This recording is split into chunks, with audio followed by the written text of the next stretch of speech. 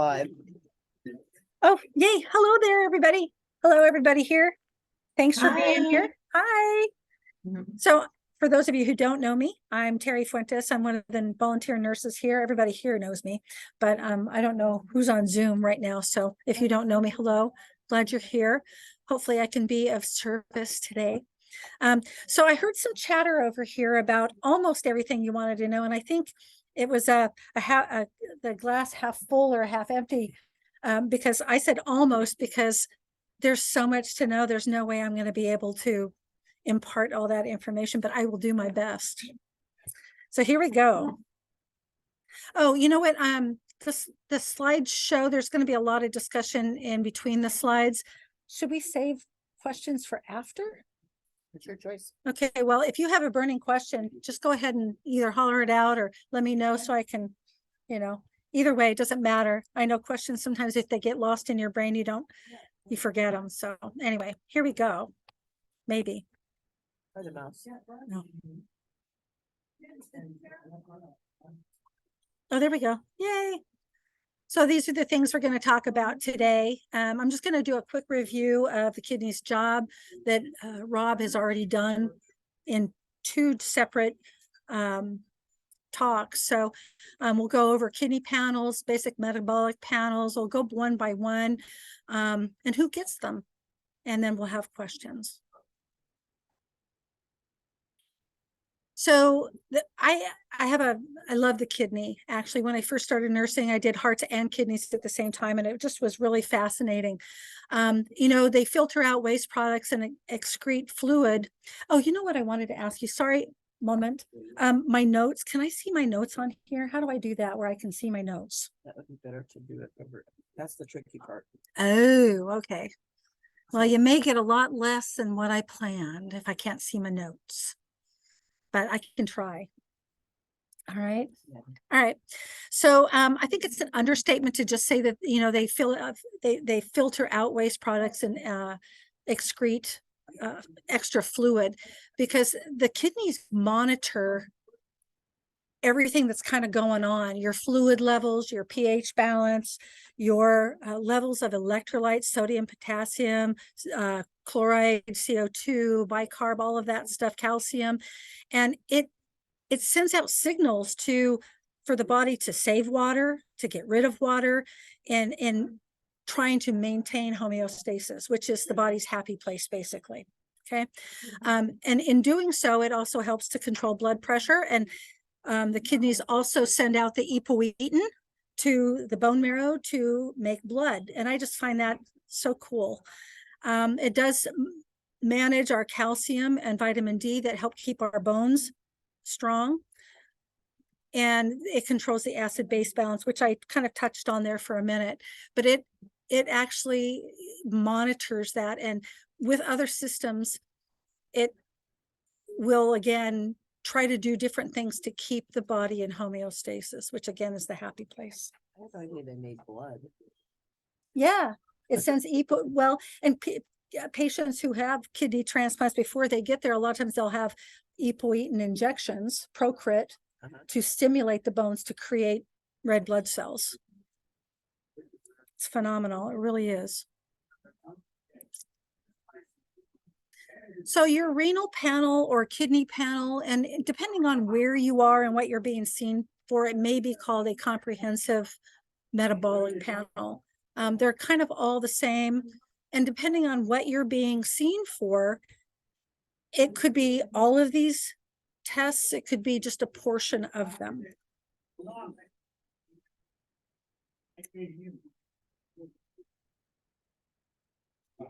And this is known as a Chem7. It could also be known as a basic metabolic panel.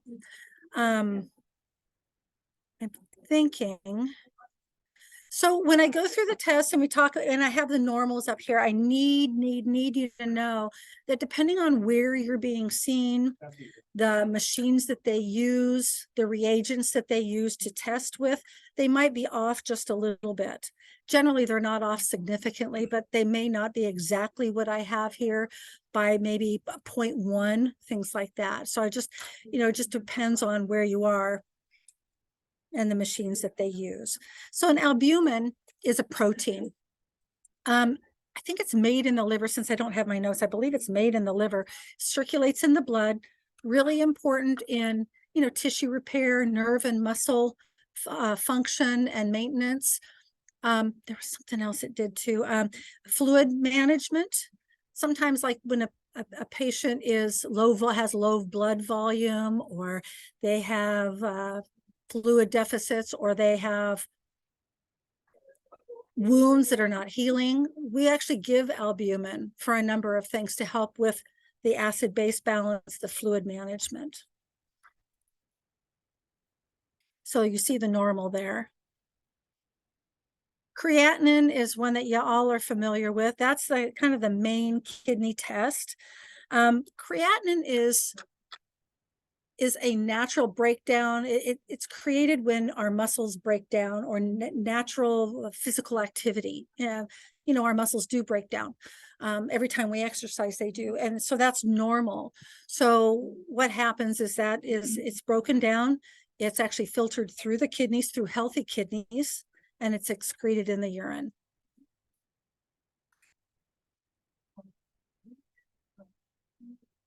And we'll talk more about that because there's a couple other tests that are related to that, like the urine creatinine and, that UACR you all have heard about.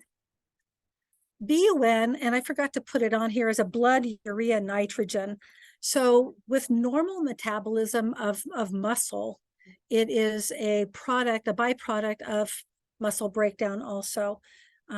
It can also indicate some kidney dysfunction. In and of itself, it doesn't diagnose anything. You have to do the other labs with it to kind of see what it means. I don't know if any of you at home, Carrie, I don't know, or you or John, have ever had labs done, and then your doctor's office calls you and say, hey, you need to drink more fluid. Okay, well, I've been the nurse that's called people on that. The BUN can be elevated if you are dehydrated. And so they'll say, let's have them drink more fluid. And then maybe if it's severe, they'll have you retest in another week or couple of days. So, but in and of itself, it's not really diagnostic, but it's an important one that goes along with it. Glucose, definitely, they want to know that. Glucose is a large molecule, kind of like the albumin. It should not be excreted in urine. It's just what it is glucose. And I'll talk about that in a few minutes in terms of urine. So I don't want to go into that right now. Normal is, 70 to 100. Pre-diabetic, I think, is like 100 to 125. And diabetes is 126 and above after several tests. But glucose is always good to know. Sometimes people come in. When I was in nursing school, one of the patients I had was a young boy. He was 10 years old, who it was right after Halloween. And of course, he'd eaten all his candy and got sick. He had abdominal pain. And he came in and they do a metabolic panel, and his sugars are like 1100. Well, he was a childhood diabetic, but no one would have known. So it's a good thing to know. Any questions on this slide? I didn't do that on the previous slide, but I kind of want to catch any questions at home from the Zoom people or anybody here on these or anything previous? Nope. Okay. Total protein. So in your labs, your blood, the total protein is made up of several different proteins. Protein is needed for tissue repair, bone growth, nerve, muscle function, all of that stuff. Again, it's a large molecule. When it's broken down, it should not go through your kidneys because it's a large molecule. It can kind of cause problems. Sometimes in your urine, you will have it, and we'll talk about that, but it really should not be in your urine that way. I'm thinking it's broken down into urea. I don't have my notes, so I apologize on that. Do you remember any of that? whether it's broken down into urea, because if I'm not mistaken, it's broken down into ammonia, which is very toxic to us and our kidneys and everything. So the body changes it to urea, and then it's excreted from the body through the urine. And is there any connection between that protein and the albumin?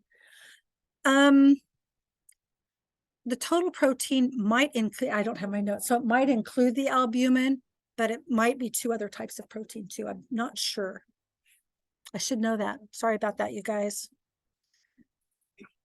Phosphorus is important in our calcium, in our calcium management, for bone function, muscle function. Let me go back. Should have. There we go. I didn't finish that. So those with kidney disease will know if your phosphorus is really high, the doctors will give you, you normally do have, if you have a high phosphorus, you probably have some kidney dysfunction. Doctors will give you binders to bind that, and then it's excreted through the GI tract generally. Otherwise, phosphorus is broken down and eliminated through the urine, in the urine through the kidneys. It helps with managing our calcium in our bones, though, so and muscle and nerve function. A lot of these, their jobs overlap, but you can kind of see that all of them have kind of a little bit of a specialty, so they're all needed to make our bodies happy. Let's see, calcium, the normal. You have here calcium obviously is important in teeth, bones. Calcium is really important in our heart function and muscle function. If your calcium levels are low, you'll notice some cramping, muscle cramping. And that's true with magnesium as well. And I don't go through the magnesium here. It's not usually one they always do, but they sometimes will do.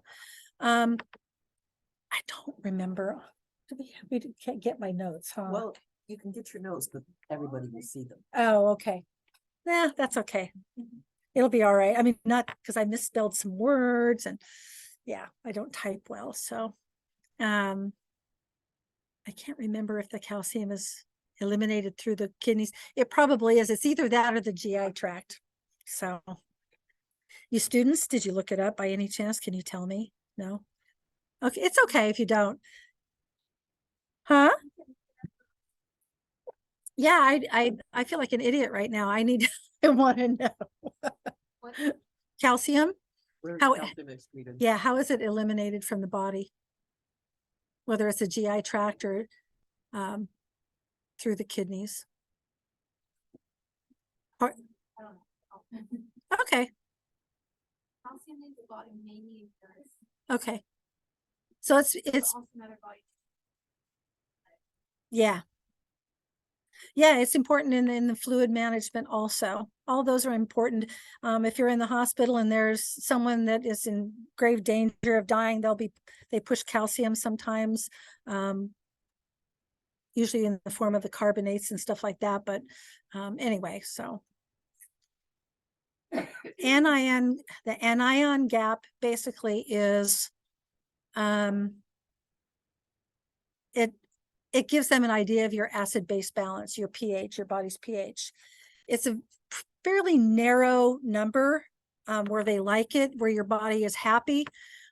This in and of itself doesn't diagnose that. They usually use other electrolytes and maybe a arterial blood gas or ABG to help figure that out. They won't rely on the anion gap, but it is kind of one of those things that they often will do to further diagnose. Sodium is really important, obviously. Sodium is it's an electrolyte. The sodium, potassium, chloride, and CO2 or bicarb, they're positively and negatively charged. Sodium is eliminated in the urine. It's really important in a lot of different things. If your sodium is out of whack, you can have cognitive dysfunction, confusion, cramps, weakness. And that we see more in older folks that come in often.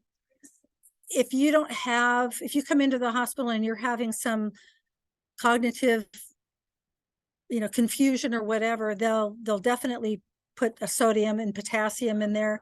They want all the electrolytes. It's important in heart function, blood pressure function, fluid management.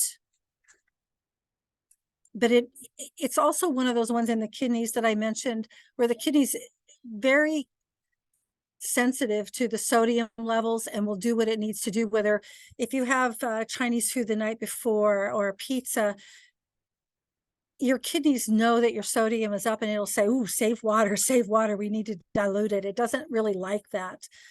So, and the converse is true as well. It can tell your kidneys can say, we got to get rid of some of this fluid.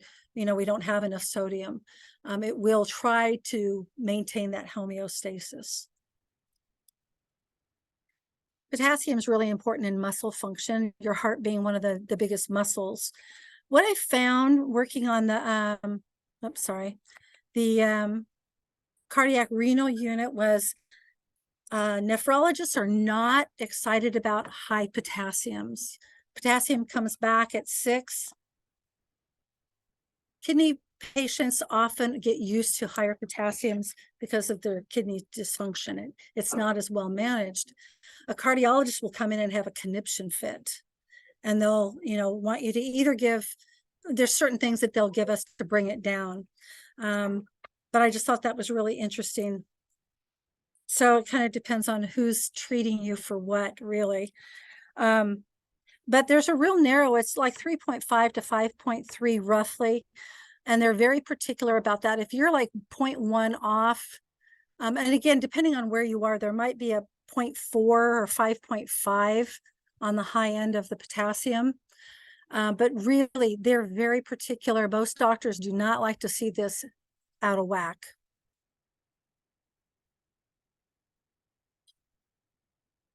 Any questions at all about those medications or labs? I just got a question. Yeah. So if you're a nephrologist, you do one thing, but cardiologist. It is. The doctors have to decide who's in charge of that. That's up to them to kind of decide what it is. Usually they'll repeat it and kind of see where you are. They'll also want to know if you're having any symptoms of a high potassium. If you're on a kidney floor, generally the nephrologist is in charge at that point. Not all people with kidney problems have heart problems, so it's just a case by case. Yeah. But in a kidney floor, you're not likely to be on telemetry, so they'd be knowing if they're putting you into. It's a possibility. I mean, yeah. So again, they still want it there, but the cardiologists will right away, they'll treat that. The nephrologists are like, yeah, okay, let's wait till the next labs or whatever. Because with some kidney dysfunction, your body really does get used to those higher labs. So you're not as apt to have a dysrhythmia because of your potassium. Now, I don't think that most doctors want to take, that risk, but chances are pretty good you're not. Does that make sense? Also look out for statin levels. Sure.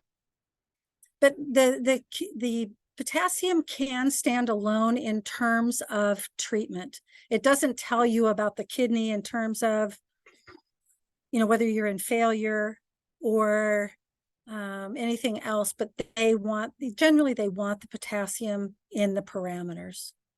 And they do that by, if you're interested, they do that by, there's a couple of different ways. Someone who has liver disease, they'll give K-exalate, which binds to the potassium, and they end up excreting it through the GI tract.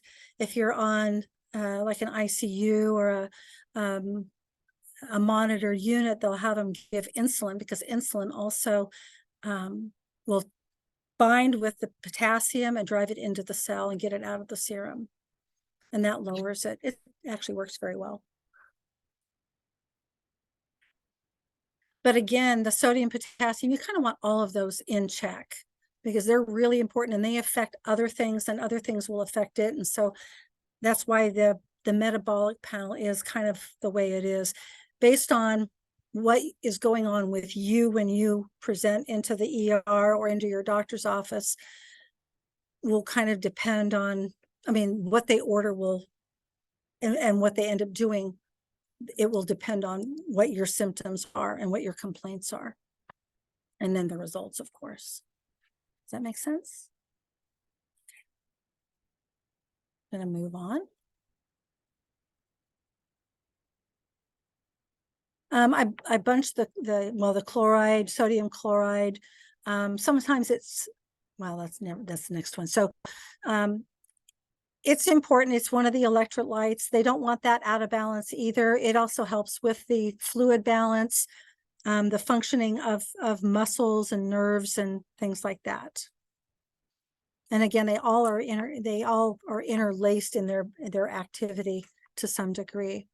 Bicarb, it can be CO2. Sometimes you'll see CO2 on the labs, but CO2 is usually kind of hidden in bicarb anyway. And again, that's an acid-based thing. Usually the sodium chloride is too, but the bicarb definitely is an acid-based thing. And again, fluid as well, fluid management there. So something you guys probably have seen on TV is the urine albumin albumin creatinine ratio, that UACR. I just laugh when I see that commercial. Have you ever seen that commercial? This gal's in the grocery store with this bullhorn, and she's like screaming out, "You get your UACR, see your doctor for kidney disease, CKD." Anyway, I thought it was funny, so I put that in there. But the urine albumin creatinine ratio is really a urine test. You should not be excreting albumin in your urine. You might have a trace of protein if they do the urinalysis, and I'll talk about that. That usually doesn't raise huge red flags to a trace. So negative to a trace is normal, but really they would like to see that negative again, because it's a large molecule. Your creatinine is excreted in the urine, and it's normal for your urine creatinine to be, actually, it could be much higher than that. So the ratio is, they want that less than 30. So 29 or less is normal on that. And if it's often, they'll still do a blood creatinine just to kind of check. But apparently this is a common test. We didn't do that necessarily when I was in nursing or in the lab. But anyway, that's a big one now to check for stages of, or beginning stages of CKD. Has anybody here had a 24-hour creatinine test? Urine creatinine? No? When I was first in the lab, they don't do this one anymore because we have much better ways of doing it, less arduous. So I was a phlebotomist for like 12 years before going to nursing school. And in the very beginning, we would do 20, do you remember those at all? Oh, big jugs. Yes, big jugs. So creatinine it's sex and age play a role in the calculations. And I forgot to say that earlier, but 24-hour urine creatinine clearance was, we would give you these big jugs to go home, and you would void your first morning urine the next day, and then we would give you a hat to pee in, and they would have to collect your urine for a full 24 hours and keep it in the refrigerator. I mean, that is just more than most people can tolerate. But I just thought it was interesting. So when you brought that back, then we would draw your blood, and then they would use this elaborate calculation. This was in like the late 70s, early 80s. This elaborate calculation to do. But now we actually have the GFR, which is way better in doing that. So some of you might remember that. Obviously, some of you don't, but I just thought it was interesting. Yeah, and we don't really use that anymore. Come a long way. So glomerular filtration rate, say that fast 5 times.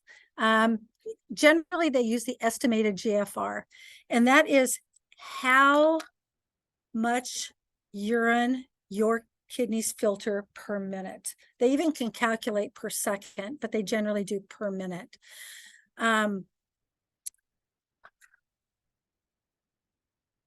It's really a fast test to do. It's easy, it's inexpensive, it's widely available, fairly accurate. There is a little misgiving in it that it might be not as accurate in the early stages of kidney disease. But that's it. And they don't solely rely on that anyway, right? I mean, they do all the other tests too to confirm and things like that, but it's pretty reliable, and it's widely used. The other one is a measured GFR, and that one is a lot more expensive. It's more intensive. It's not as widely used, probably because of the cost. And they use your age, sex, your creatinine, and maybe they add the urine to it or not, but I don't think so. I don't think they need that for an eGFR. So these are the stages of kidney function. Now, for me, I worked with adults, so they were really happy if anything was over 60. So I didn't even know your GFR could go to 120, even though I worked on the kidney unit. I mean, we just never, that was not a thing. You students, you younger people probably have 90 to 120 going on. I would doubt that any of the adults here or the older adults have a GFR of 90, and that's okay. They really want it greater than 60. And I think that healthy kidneys do that. Healthy kidneys degrade over time. Our parts wear out, right? We're human. I think I talked to somebody recently who was stage 3. And, those are generally managed by medication. So, and of course, the more active you are, we talked about the healthy diet, right, Carrie? The kidney diet, which is, it can be a challenge to follow. Exercising, things like that to keep your kidneys functioning. If you're not on a fluid limit, keep your fluids up. It helps with the volume. The kidneys are very sensitive to pressure changes, to volume changes, to changes in your electrolytes and your acid base. And they respond to that pretty quickly if they can.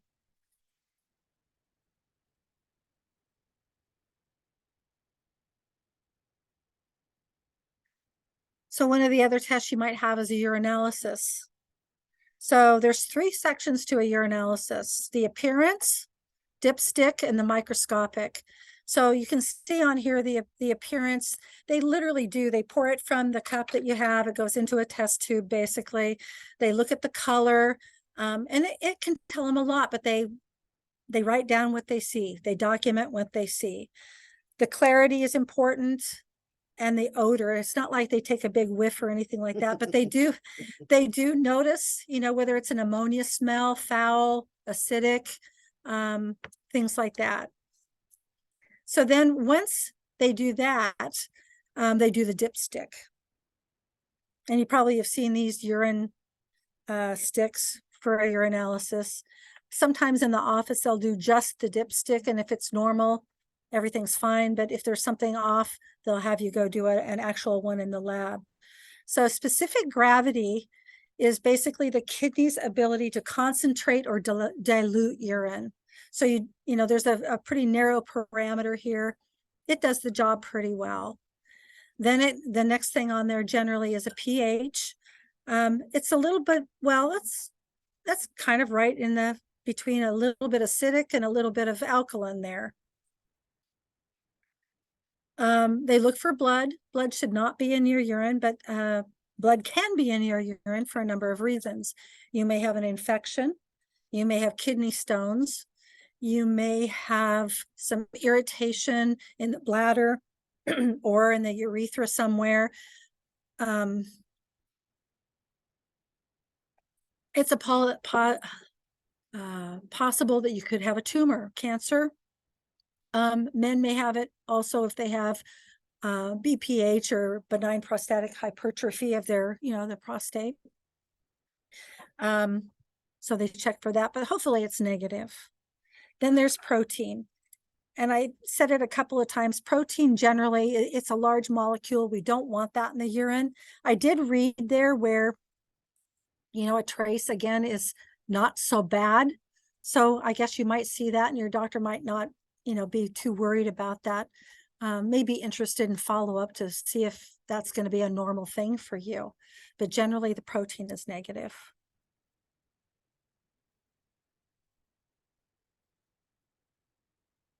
They check for glucose, and hopefully that's negative. Even trace on that should not be there. Glucose could really stress your kidneys. It is a large molecule, so it can damage them over time. If you're having glucose in your urine, your blood sugars are extraordinarily high, and it's just really hard on the kidneys and can damage them over time. Ketones are incomplete fat metabolism. If you're on a ketogenic diet, you might have ketones in there. If your blood sugars are completely out of whack, you might also have ketones in there. I don't think it's dangerous. I don't know how dangerous it is in the long term.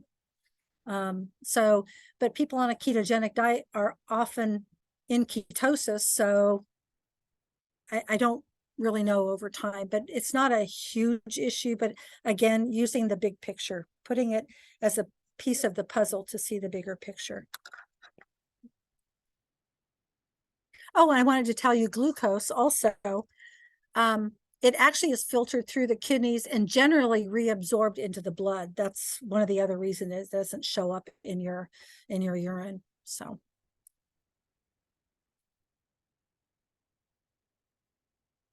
Urine microscopic. So once they've done the dipstick, they take the urine and they put it in a centrifuge and spin it. So all the sediment can all go to the bottom. Soluble insolubles all go to the bottom. I can't remember offhand if they pour out the top or not, but what they do is they take a sample of the sediment and then put it on a slide. And so the med tech will be looking at that under a microscope. And they're looking for red blood cells. You could have blood in your urine. We talked about that. It could be a couple of different things. I forgot about it possibly being a drug reaction. So there's a number of reasons you might have red blood cells. White blood cells, if they're present, they want to know what kind they are. It could mean a couple of different things. It could be an infection. Maybe there's something else going on. Casts are substances made by the kidneys that can suggest different diseases. And I don't have my notes, so I don't know what other diseases offhand, but I do remember seeing those in the lab when they would have casts. Crystals can form, they're formed from amino acids. Likely you might have stones. So we want to know that. And your doctor will probably talk to you about your diet, maybe have you drink plenty of fluids to help get that fixed up. Other cells they notice are bacteria, yeast, parasites, and tumor cells. And that's part of the microscopic.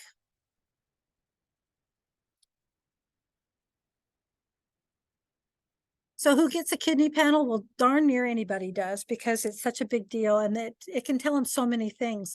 Often it depends on what you're going in for. Again, I had mentioned earlier what tests they might do. But your kidneys are kind of a basic thing that manages a lot of systems in your body, and they want to protect those kidneys at all costs. So they will generally include some kidney tests. Sometimes they'll just do that Chem7 with maybe a couple other tests, and that gives them a direction to go based on the results. They might do further tests. All of these symptoms here are reasons to do that, because the kidneys are so incredible. You can have so many symptoms if your kidneys are not functioning properly. One of the other things I didn't go over, and I think that I mentioned that in my notes, actually, additional comments. Yeah, interpretation of the results have to be done in the situation, in the context, the situation of the client. In and of themselves, many tests don't really mean a whole lot. Some do. I mean, your creatinine is clearly kidney related, but like the BUN, parts of a CBC, the urine tests, some of the other ones don't necessarily strictly kidney related, but putting the puzzle together to see the whole thing. There's often, if they think that you're having kidney problems, they'll do imaging. either with or without dye, to check the blood supply. You know, you have renal arteries, they want to check the blood supply to the kidney, or to view the structures of the kidney. There's some tests that might not be mentioned here. Sorry if I didn't go over all of them, but I think those were most of the ones that I looked at were quite common. And just again, your lab values may differ depending on where you are.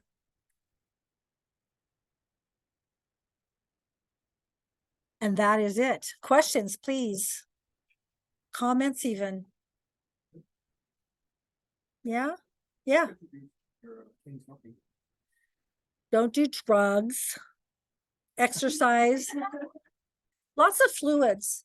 Your kidneys, they really are very sensitive to changes in your body, and they do their best to send the signals that, when their changes need to be made. But,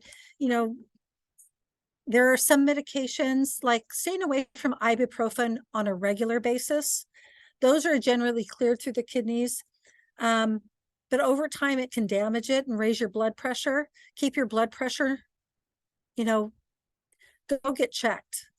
People don't like to, because it's always high in the doctor's office or whatever, but keep your blood pressure within normal limits if you can, or get checked by your doctor and address that. Your kidneys are damaged. The lining of the blood vessels that feed the kidney are damaged by high blood pressure. Stay hydrated. Stay away from, things that are filtered. Well, again, medications that go through there. What else, guys? Anything else? Those are really, a healthy diet, honestly, not too much salt. I think 2,300 milligrams for most people is what they're going for. For cardiac patients, it's a little bit less. Drink water. I don't know whether it's going to change or not, but they say 8 to 10 glasses of 8 ounces. So like 80 to 100, maybe 64 to 100 cc's a day, unless you've been told otherwise.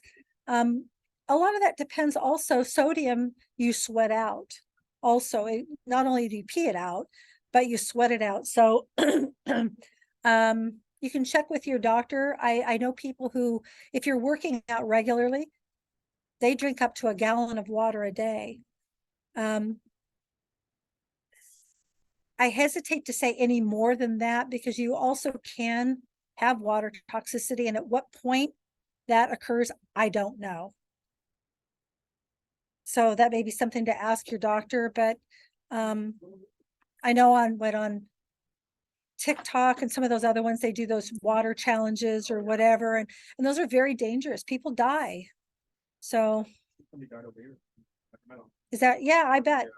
Oh, you know what? I believe you. I remember that vaguely, but I do remember that. So what would be the point of that? They're idiots.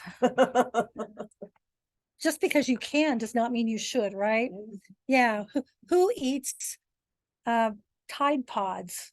Oh, yeah. Really? They do that. I'm not kidding. Teaspoons of cinnamon. Really? Anyway, any other questions about labs or any of those? Kidneys? Yeah. Repeat it. I seem to remember people like Mark McGuire taking creatinine to somehow enhance their physical abilities. No, it's creatinine. It's a different Oh, compound. creatine. Creatine. Ah, Creatine is very different. That does, well, yeah, creatine can help you build muscle.